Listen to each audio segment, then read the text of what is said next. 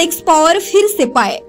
हस्त मैथुन या अति मैथुन से आई दुर्बलता, सभी प्रकार की लैंगिक समस्या का निदान एवं उपचार।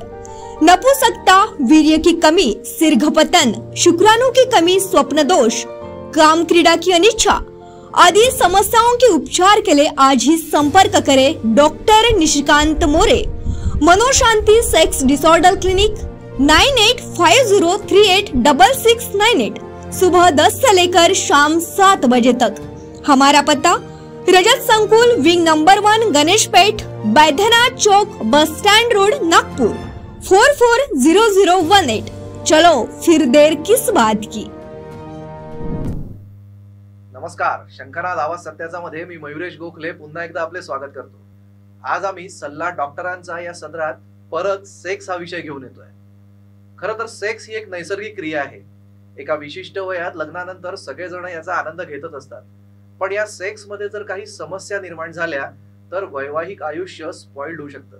कधी कधी हा विषय घटस्फोटापर्यंत येऊन चुकतो आणि सेक्स समस्येचे अनेक प्रकार आहेत। त्यातलाच एक प्रकार म्हणजे शीघ्रपतन। मागच्या भागात आपण नपुंसकतेबद्दल चर्चा केली, या भागात आपण शीघ्रपतन या विषयावर चर्चा करणार आहे।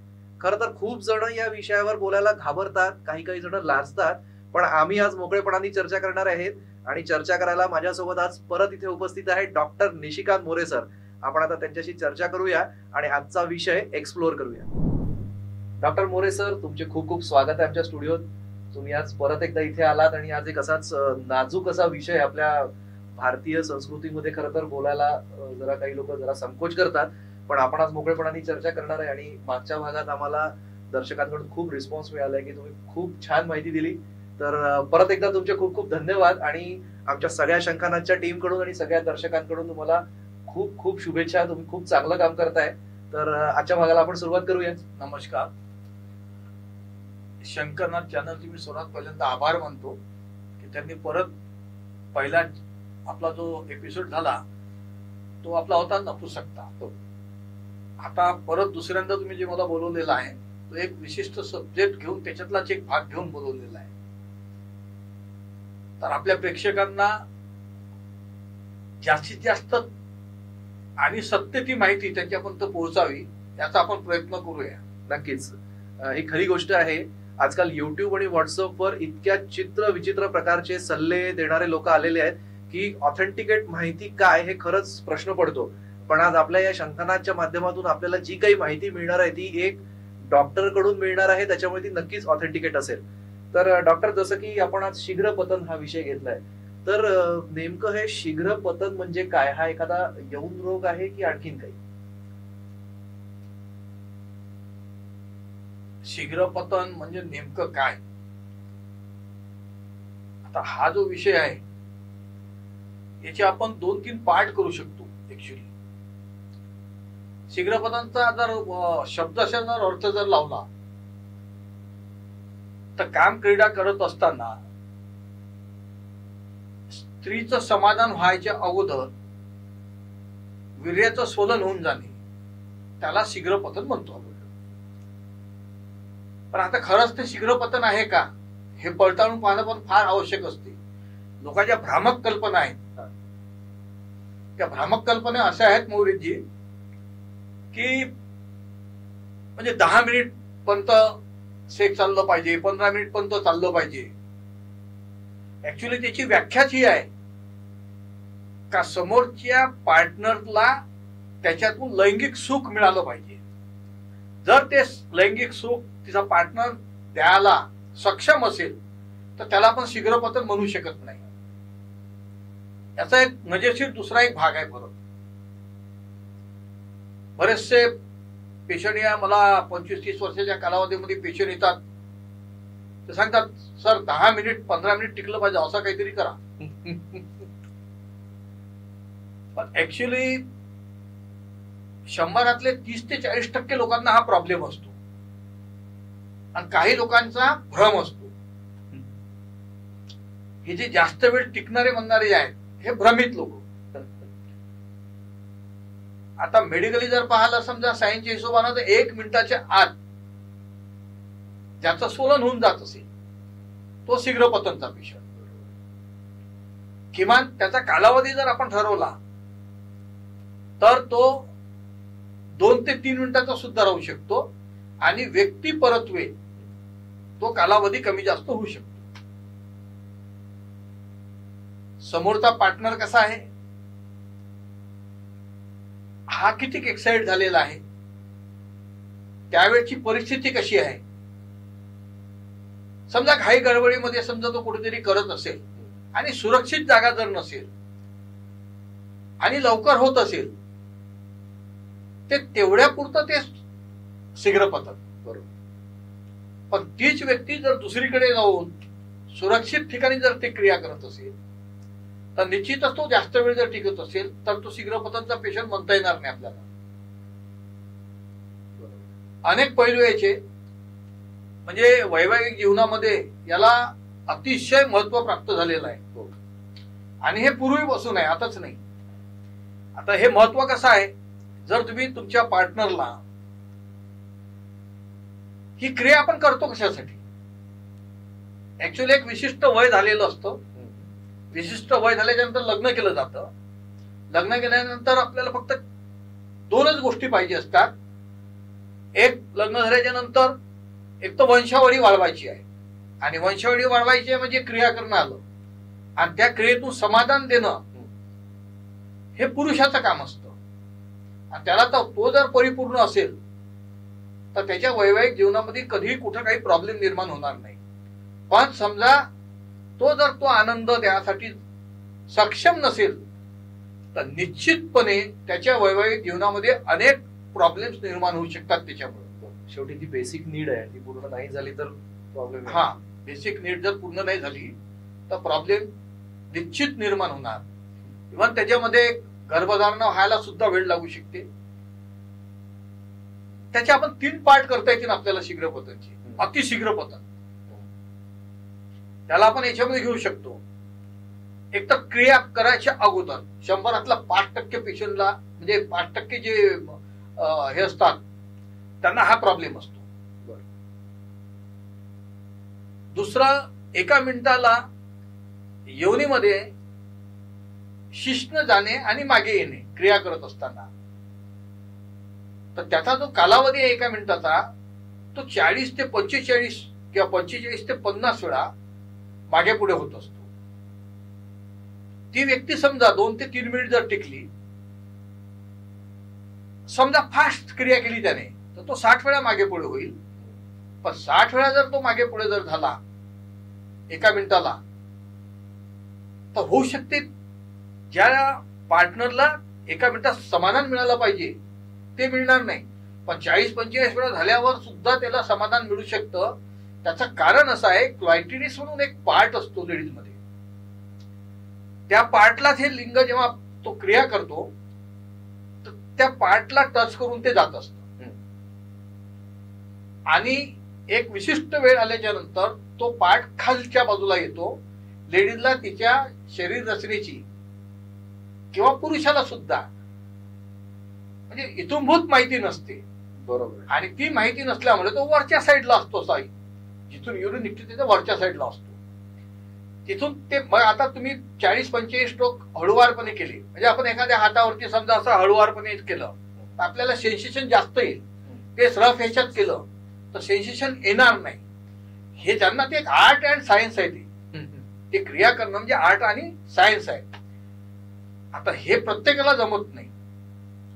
आणि आपण असं म्हणू शकतो, म्हणजे शीघ्रपतनची व्याख्या फक्त एकच करू शकतो, जो पार्टनर ज्या लेडीज सोबत काम क्रीडा करत आहे तिला जर समाधान देऊ शकला नाही तर तिच्यासाठी तो शीघ्रपतनचा व्यक्तिमत्व. बरोबर.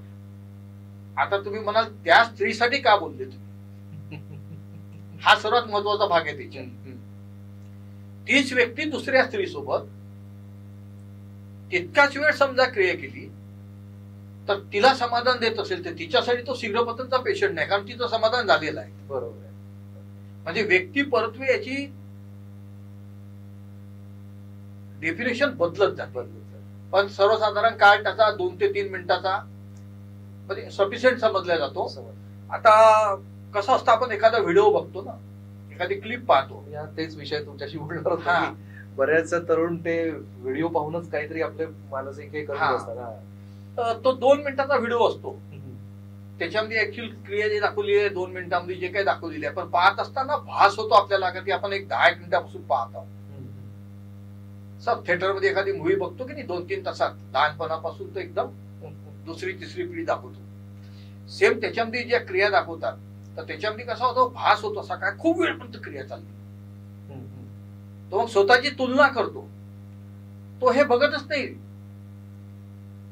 समजा मला हिस्ट्री घ्यायची असेल तर मी त्याला मिनिटात विचारतच नाही, कारण मिनिटात विचारलं का तो सरळ उत्तर देतो, सर 2-3 मिनिट के ऊपर मैं टिकता नहीं, या 1-2 मिनिटाच्या वर मी जात नाही.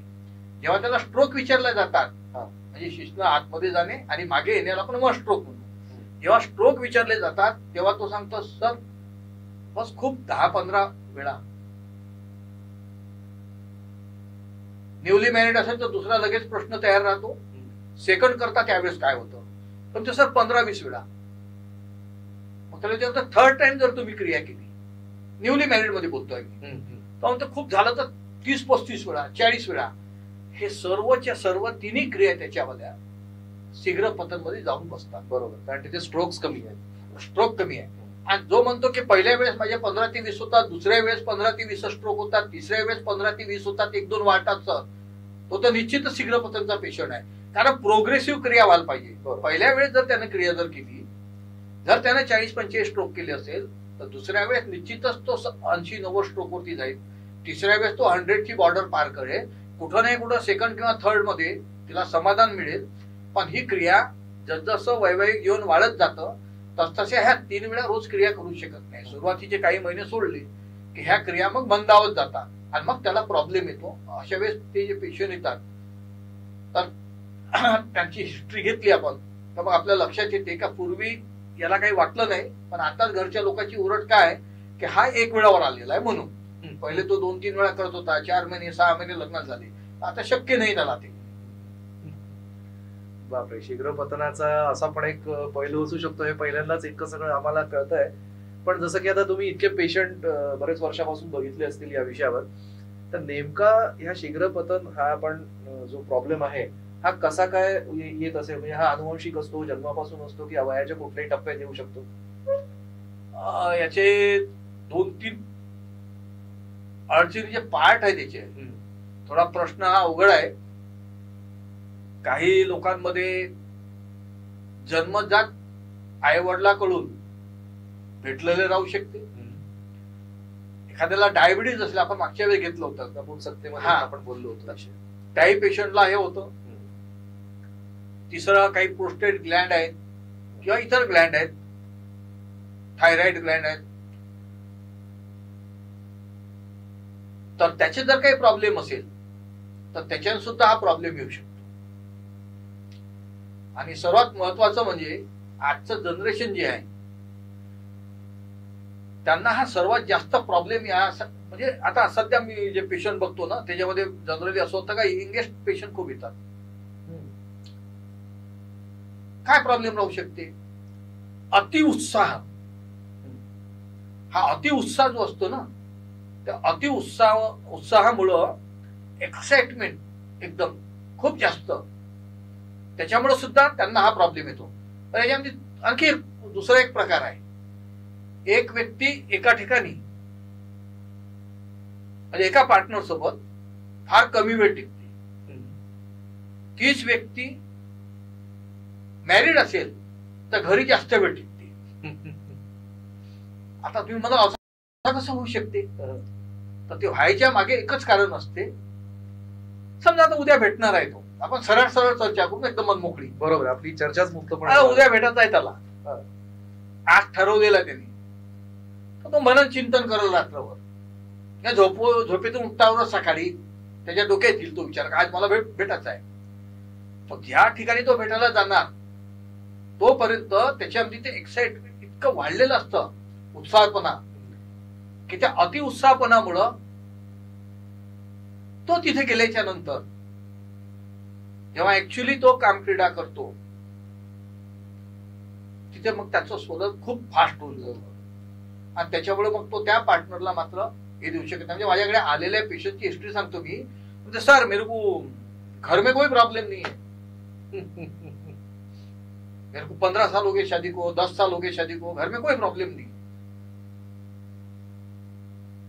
एकदम सेटिस्फेक्शन दूंगा इतना देर तक के मैं टिकता हूं, मेरे को प्रॉब्लेम आता बाहर जाता तब.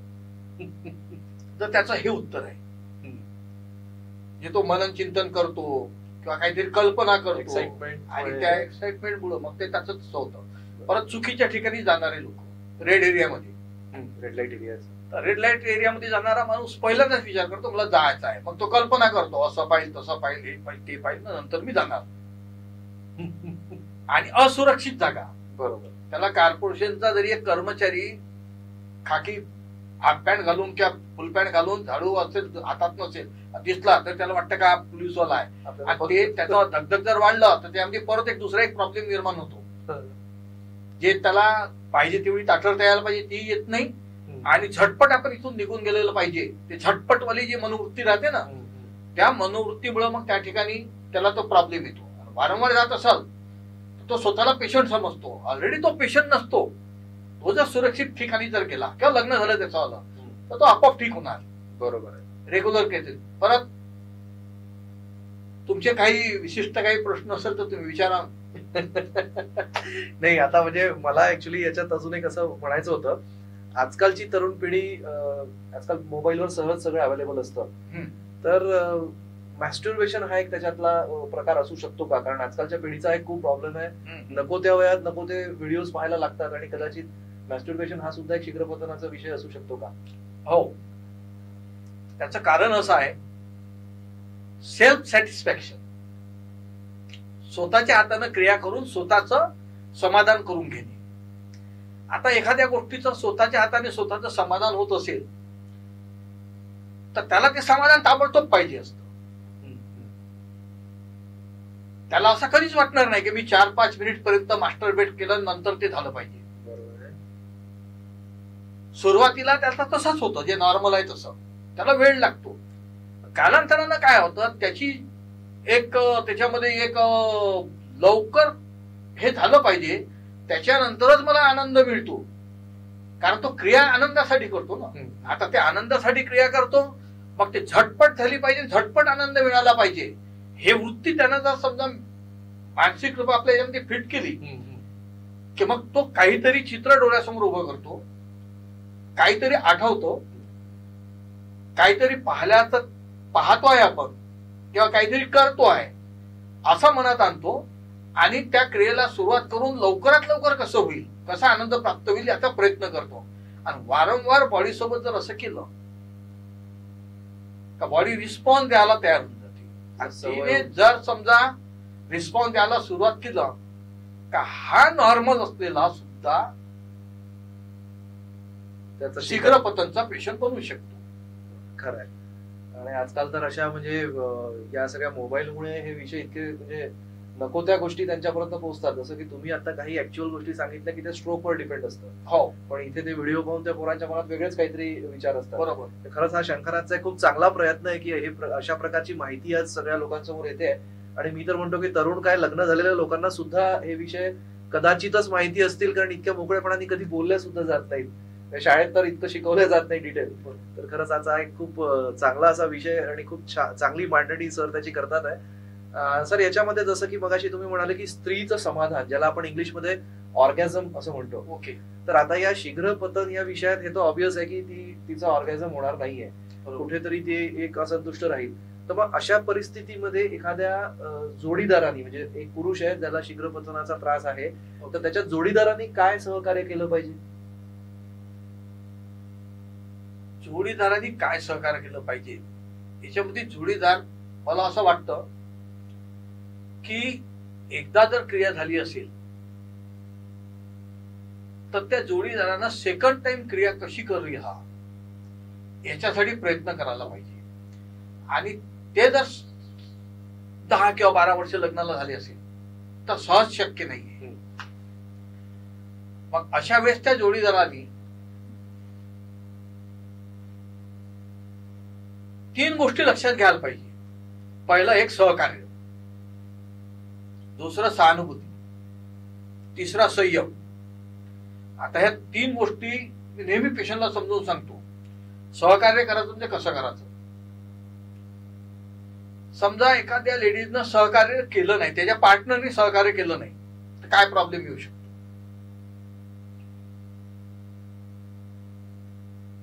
काम क्रीडा झाली, क्रीडा झाल्याच्या नंतर तिला समाधान नाही आहे, काही दिवस तिनं सहन केलं, काही दिवसानंतर ती बोलायला लागली, आणि ती वारंवार जर बोलायला जर लागली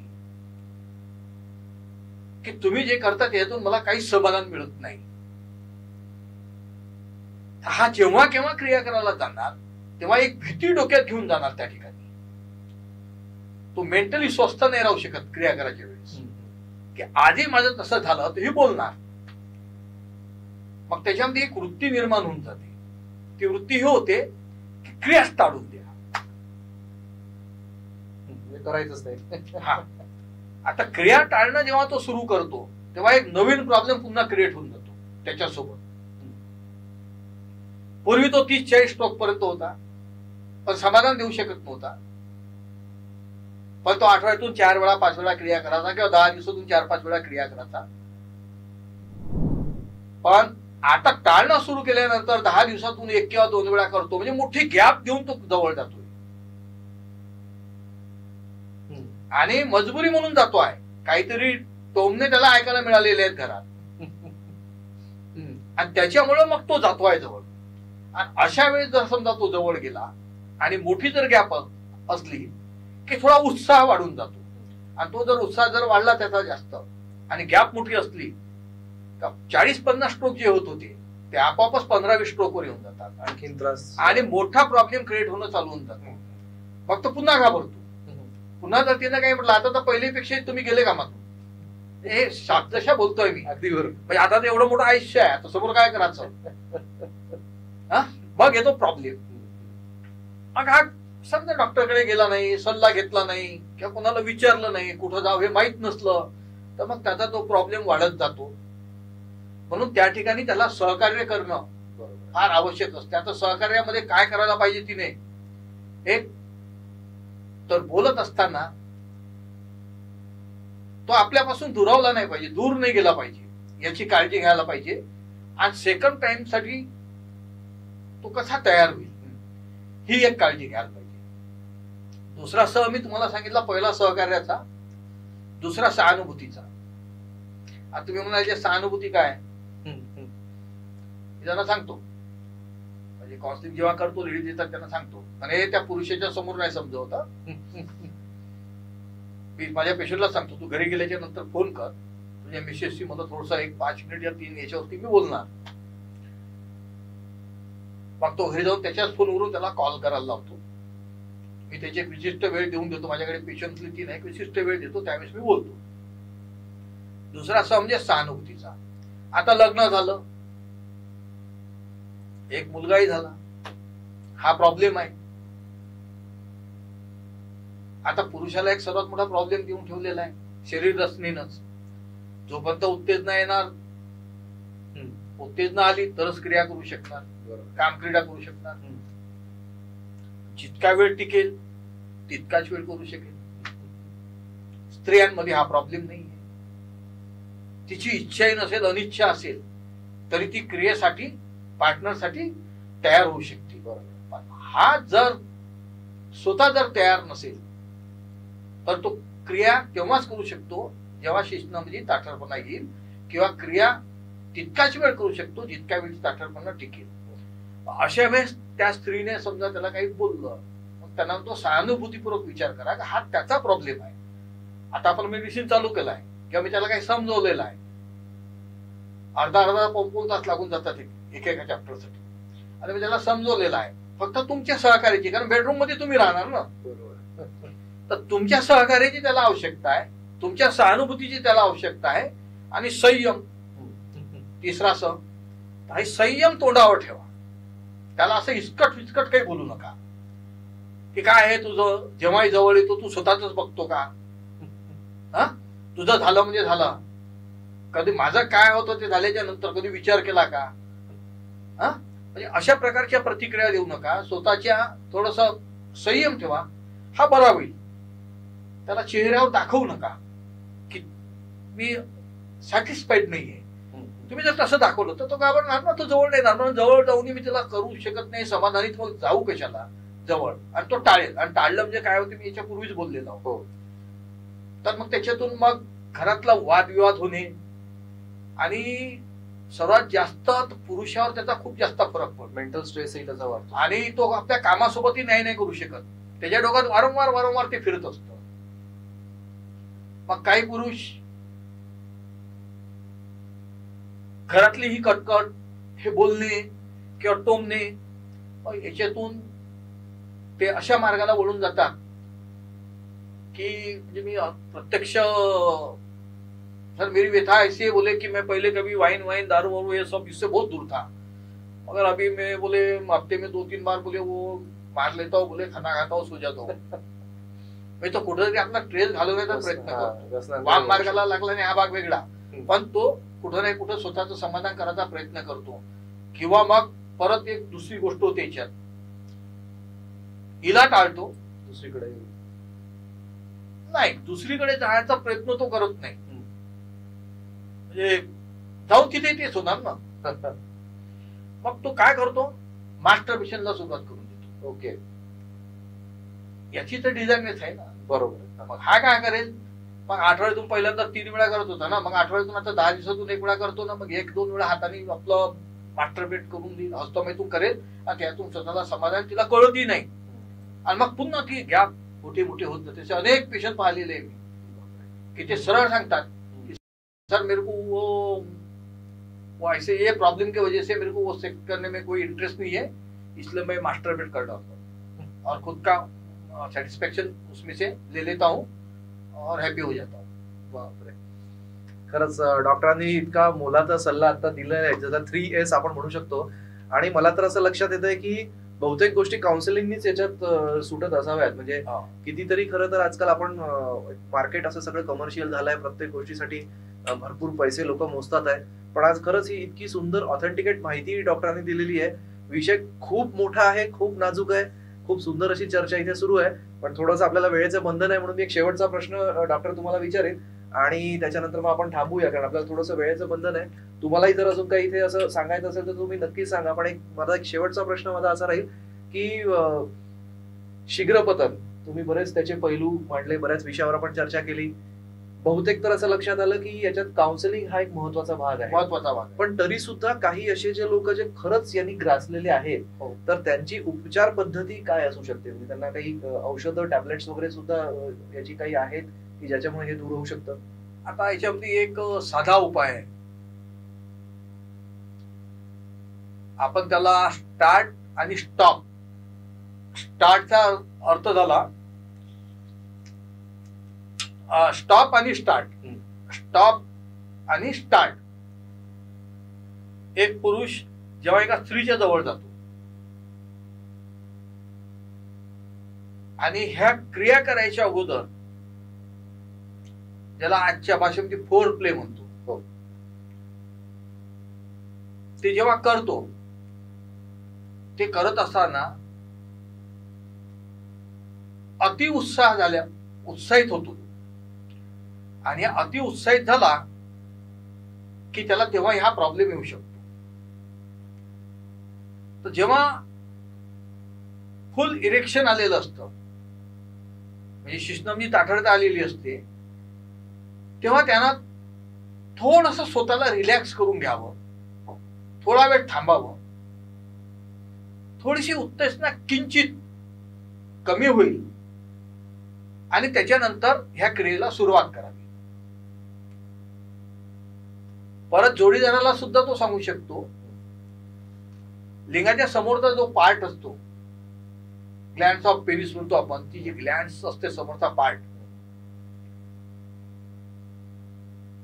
त्याची त्वचा मागे गेल्याच्या नंतर समजा त्या ठिकाणी जर थोड्या वेळासाठी जर असा 30 सेकंदसाठी आपण जर प्रेशर केलं असं,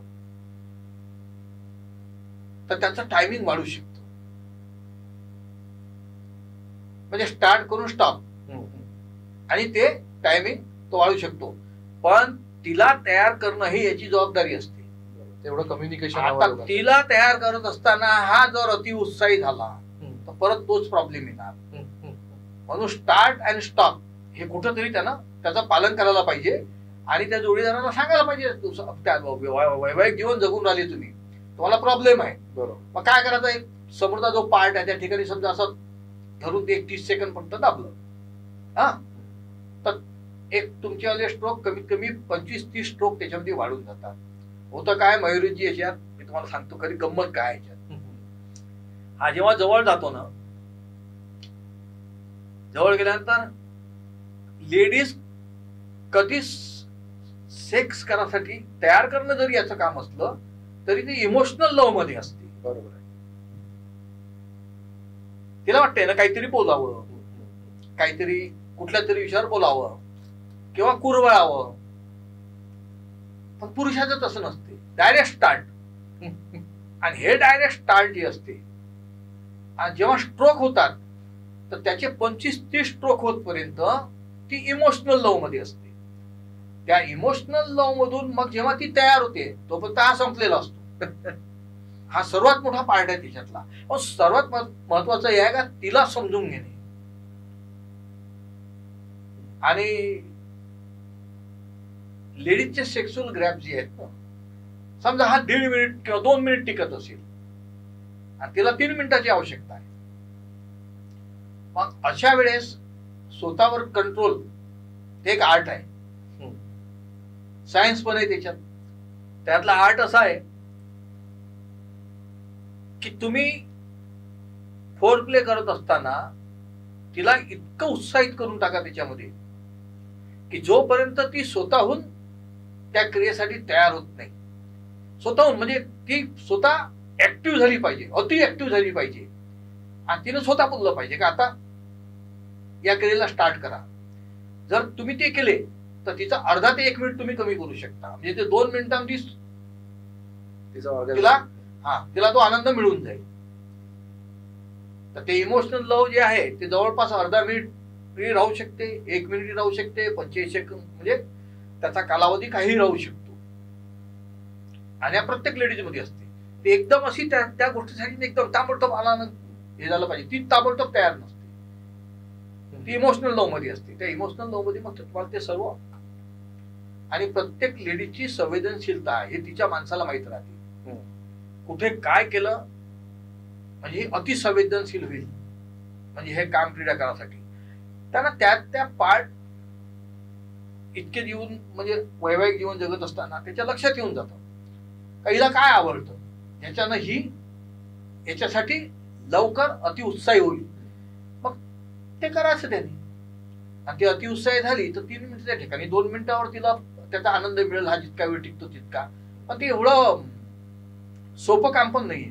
ते समजून घेऊन कम्युनिकेशन ठेवून सगळं ते सर्व करायचं आहे. आणि त्याच्यासाठीच आपल्याकडे डॉक्टर आहेत मोरे सर, जे मागच्या 30 वर्षापासून अनेक रुग्णांना, आपण यांना रुग्ण नाही म्हणू, अनेक अशा समस्याग्रस्त लोकांचा यांनी इलाज केलेला आहे. आणि खरंच आज शंखनादला अभिमान आहे की आज एक एवढं मोठं कार्य, म्हणजे आपण असं म्हणू की हा एक सोशल कॉज सुद्धा आहे. तुम्ही आज कितीतरी जोडप्यांना घटस्फोटापासून दूर केलेलं आहे, कितीतरी जोडप्यांचं आज एक सुखी आयुष्य ते जगत असतील. तर एक खूप मोठं काम आज डॉक्टर मोरे सरांकडून घडलंय. आणि इतकी मुक्तपणे चर्चा मला वाटत नाही की कुठल्याही चॅनलवर किंवा कुठल्याही एपिसोडमध्ये आजपर्यंत घडलेली असेल, जेवढी आपण या शंखनादच्या माध्यमातून तुमच्या सगळ्यांच्या समोर आणायचा प्रयत्न करतोय. ही सेक्स सिरीज आजचा भाग जरी इथे संपला असला तरी सुद्धा ही सिरीज अशीच चालत राहणार आहे. आम्ही असे भरपूर विषय घेऊन तुमच्या समोर येणारच आहेत. आणि डॉक्टर मोरे सर सुद्धा आपल्यासोबत अजून पुढेही अनेक भागात येणार. तर आता आजचा भाग आम्ही इथे संपवतो. मोरे सर, तुम्ही इथे आले, एवढी सगळी मोलाची माहिती दिली, त्याच्यासाठी आमच्या पूर्ण शंखनादच्या टीम कडून आणि आमच्या दर्शकांकडून तुम्हाला खूप खूप धन्यवाद. मी सर्वप्रथम तुमचे आभार मानतो की तुम्ही मला इथे बोलवलं आणि जी काही माहिती होती ती माहिती देण्यासाठी मला वेळ दिला. आणि जे प्रश्न तुम्ही विचारले त्या प्रत्येक प्रश्नाचं मला वाटतं तुम्हाला उत्तर मिळालं असेल. नक्कीच नक्कीच, खूपच. आणि प्रेक्षकांचं सुद्धा समाधान येतील. कॉमेंट्स त्यांच्या पण याच्यावरती लाईक येतील, कॉमेंट्स येतील मागच्या सारखे. बघूया आता समोर. शंखनादच्या GTPL केबल नेटवर्कवर चॅनल नंबर 279 वर तुम्ही हा एपिसोड बघू शकता. तसंच आमचं YouTube चॅनल, यावर सुद्धा तुम्ही हे सगळे आमचे कार्यक्रम, आमचे एपिसोड पाहू शकता. लवकरच आम्ही असाच एक नवीन विषय घेऊन डॉक्टर मोरेंसोबत तुमच्या समोर येणार आहे. तुम्ही बघत राहा शंखनाद आवाज सत्याचा, सल्ला डॉक्टरांचा। खोई हुई सेक्स पावर फिर से पाए। हस्तमैथुन या अतिमैथुन से आई दुर्बलता, सभी प्रकार की लैंगिक समस्या का निदान एवं उपचार। नपुंसकता, वीर्य की कमी, सिरघपतन, शुक्राणु की कमी, स्वप्न दोष, काम क्रीड़ा की अनिच्छा आदि समस्याओं के उपचार के लिए आज ही संपर्क करें doctor Nishikant More, Manoshanti sex disorder clinic, 9850386698, सुबह 10 से लेकर शाम 7 बजे तक। हमारा पता रजत संकुल, विंग नंबर 1, गणेश पेठ, बैद्यनाथ चौक, बस स्टैंड रोड, नागपुर 440018। चलो फिर देर किस बात की।